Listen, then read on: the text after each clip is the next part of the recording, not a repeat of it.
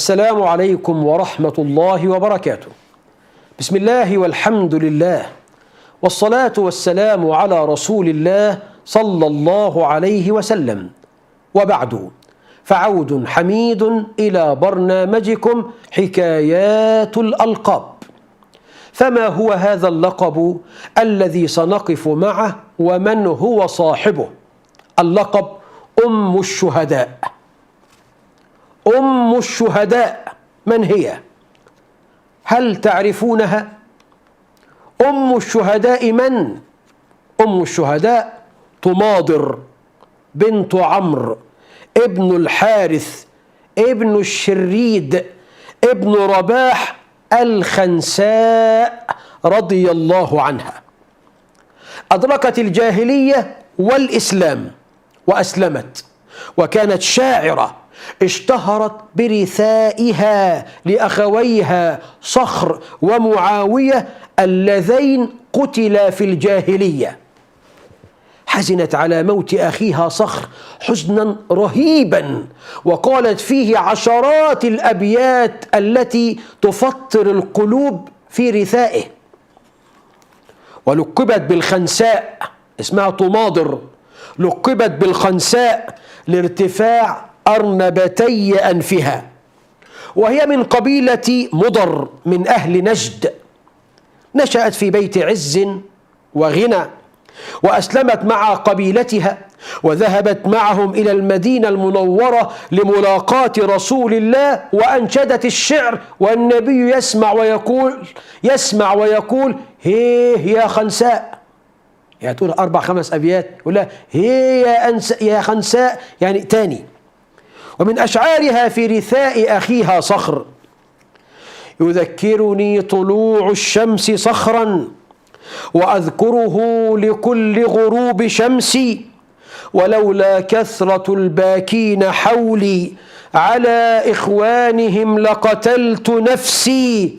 قصيدة طويلة درسناها ونحن في الثانوية العامة في قسم الأدبي، قصيدة تقطع الأكباد والقلوب. وروي عنها أنها بقت تبكي على أخويها حتى بعد إسلامها إلى زمان عمر. يعني الكلام ده في الجاهلية، برضو حزينة وتبكي وتقول أشعار حتى بعد إسلامها، حتى إلى زمان عمر. فأخذها بنو عمها إلى عمر بن الخطاب، وكانت إذ ذاك عجوز، فشكوا لعمر شدة بكائها وطلبوا منه أن ينهاها، فقال عمر: انتهي يا خنساء، كفاية بقى بكاء على صخر ومعاوية، أتبكين عليهم وقد صاروا جمرة في النار؟ دول كفرة ماتوا على الكفر، أصبحوا في نار جهنم. فقالت: ذاك أشد لبكائي عليهم، ده زود حزني وغمي عليهم، إنهم بعد موتهما ذهب بهما إلى النار. فتأثر عمر بما سمع وقال: أعندك من هذا الرثاء؟ قالت: عندي. قال: قديم أم جديد؟ قالت: بل جديد. قال: أسمعيني.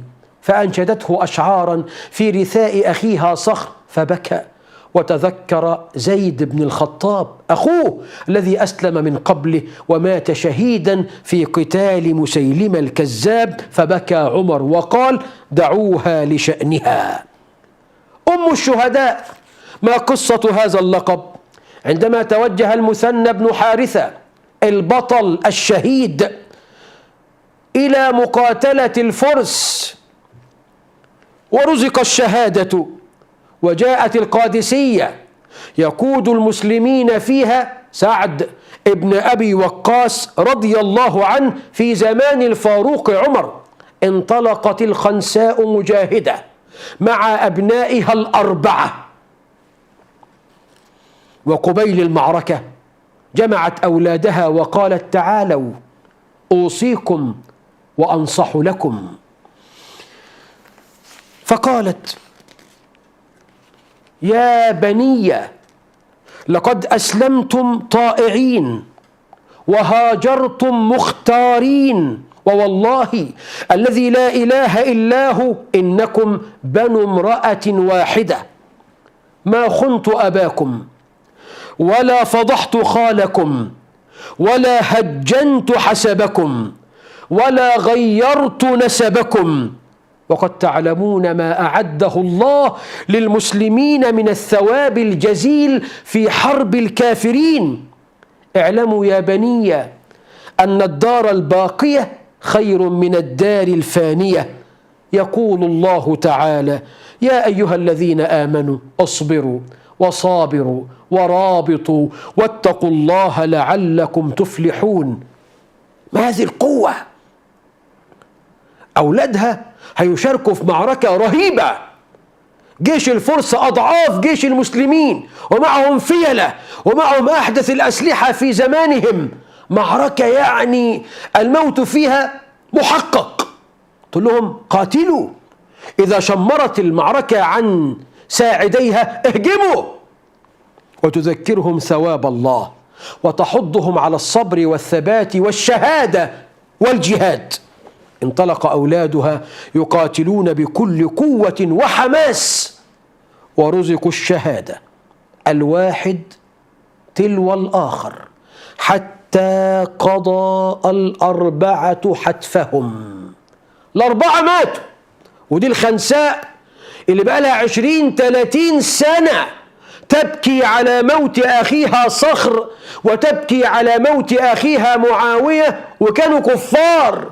دول بقى 4 مسلمين أبطال مجاهدين في شرخ الشباب ماتوا مرة واحدة في يوم واحد. المتصور إنها تموت حزنا وكمدا، تعمى من البكاء عليهم، ما حصلش. جاء الخنساء الخبر باستشهاد أولادها ال4، فاستقبلت الخبر بصبر عجيب وبثبات مذهل، ولم تجزع ولم تلطم ولم تصرخ ولم تندب، بل قالت كلمات بقيت خالدة إلى يوم الدين. قالت كلمات بقيت ضياء ونورا ونبراسا لكل أم ابتليت بفقد أولادها. قالت: الحمد لله الذي شرفني باستشهادهم، وإني لأرجو من الله أن يجعلني معهم في دار رحمته وفي دار كرامته، فلذلك لقبوها أم الشهداء. فاللهم ارضى عن الخنساء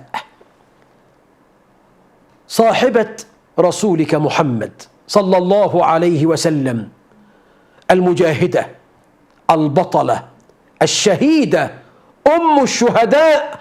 اللهم واحشرنا معها تحت لواء حبيبك ونبيك ومصطفاك محمد صلى الله عليه وسلم. هذه هي الحلقة الأخيرة في هذا البرنامج في هذا الموسم من شهر رمضان المبارك، والعيد على الأبواب، والفقراء من حولكم في كل اتجاه، لا تنسوهم من عطائكم، ولا تبخلوا بزكاة أموالكم، ولا تبخلوا بزكاة فطركم، والأعمال بالخواتيم. إياك أن تفرط في آخر رمضان، من فرط في أوله واجتهد في آخره فاز، ومن فرط في آخره واجتهد في أوله ضاع. ذلك لأن النبي صلى الله عليه وسلم قال: إنما الأعمال بالخواتيم. فاللهم اختم لنا أعمالنا كلها بخير خاتمة يا رب العالمين، واختم أعمارنا بالخاتمة الحسنة بعد طول عمر وبعد حسن عمل. اللهم وارزقنا عند الموت شهادة، واجعل آخر كلامنا في الدنيا لا إله إلا الله، ولا تمتنا إلا وأنت راض عنا. بحبكم في الله. كل عام أنتم بخير، تقبل الله منا ومنكم، والسلام عليكم ورحمة الله وبركاته.